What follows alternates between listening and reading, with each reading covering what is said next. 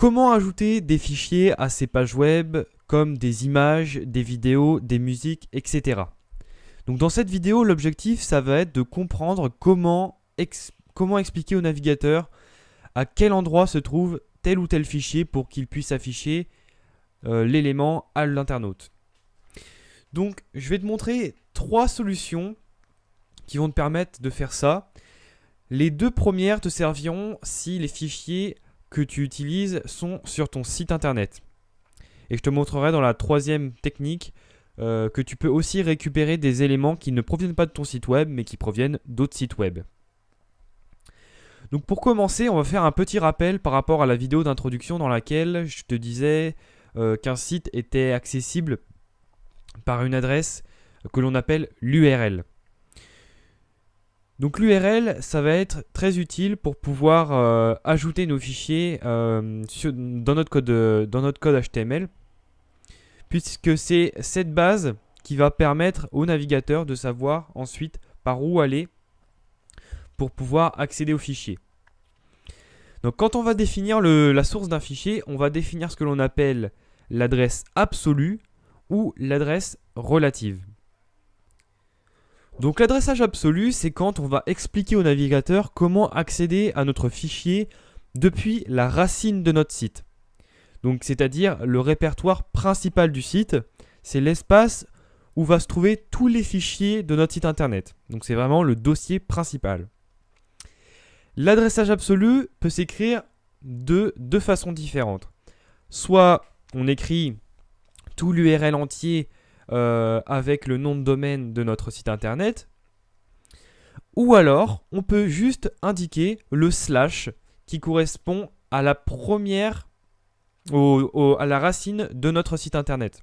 Donc ça revient au même pour le navigateur, et même je te conseille plutôt d'utiliser le slash comme ça t'évitera d'écrire du code, ça t'évitera d'écrire l'URL du site et ça t'évitera aussi de faire des erreurs dans l'écriture de ton URL.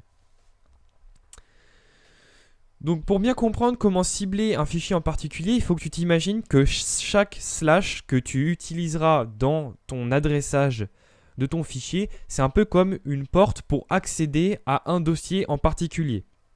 Donc c'est un peu comme si tu étais dans une maison et à chaque fois qu'il y a une pièce dans laquelle tu veux rentrer, tu as une porte et donc chaque porte mène à un dossier différent.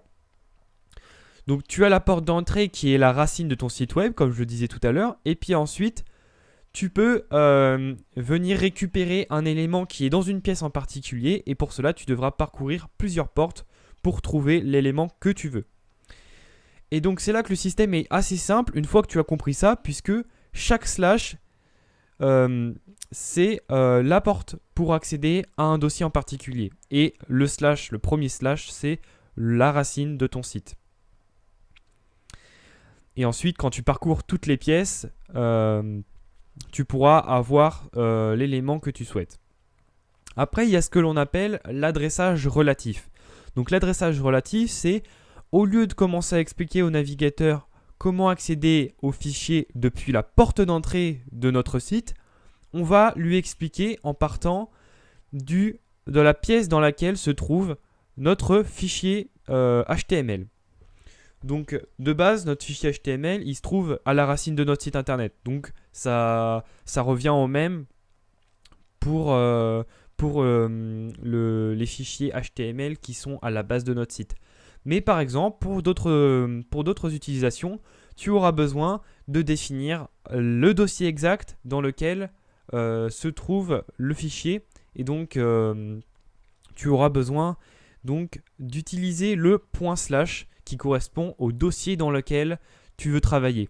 Donc par exemple, si tu mets une image dans ton dossier qui correspond à tes feuilles de style, tu vas définir donc ton fichier avec le // qui correspondra à l'endroit où se trouve la feuille de style. Tu auras un fichier, un dossier image dans lequel se trouvera telle ou telle image.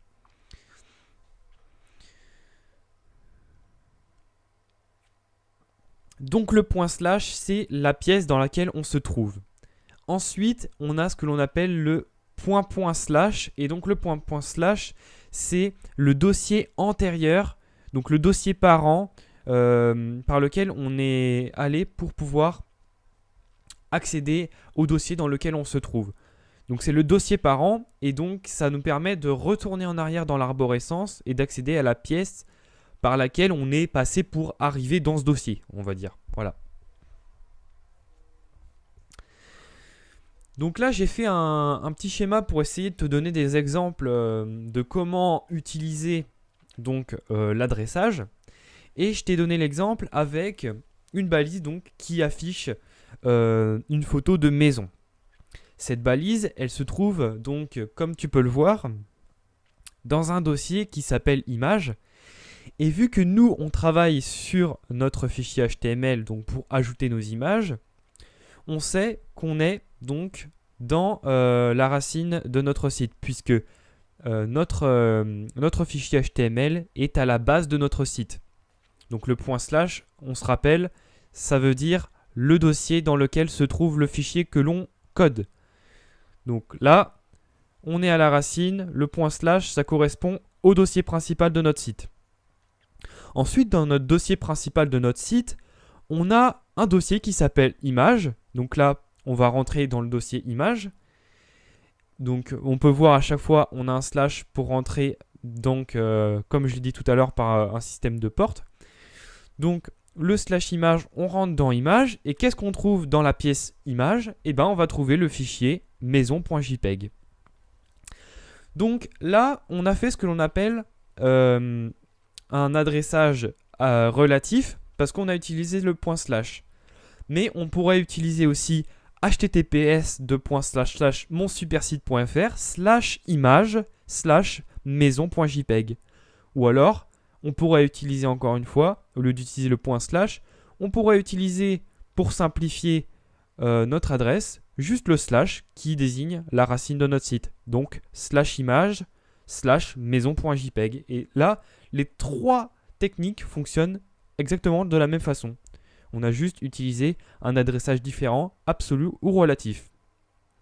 Après, admettons que je fais mon site sur ma maison en Bretagne.